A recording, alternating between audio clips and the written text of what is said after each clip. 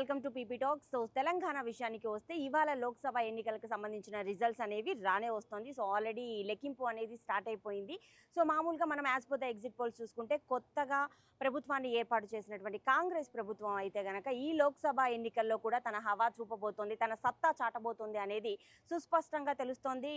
ఇక్కడ 10 సంవత్సరాలు తెలంగాణని పరిపాలించినటువంటి బీఆర్ఎస్ పార్టీ, సో తెలంగాణని తీసుకొచ్చిన వాళ్ళం, పోరాడి కొట్లాడి తీసుకొచ్చాము తెలంగాణ అని చెప్పినటువంటి బీఆర్ఎస్ పార్టీ 1-2 స్థానాలు కూడా తీసుకురావడం గగనమే అనేది as per the exit polls చెప్తున్నాయి. అది ఎంతవరకు నిజం అనేది మనం తెలుసుకోవాలి.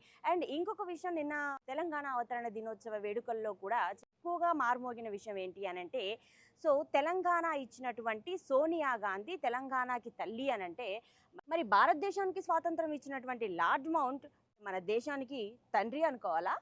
మీరేమనుకుంటున్నారు? నాకు కామెంట్ బాక్స్లో చెప్పండి. Thank you.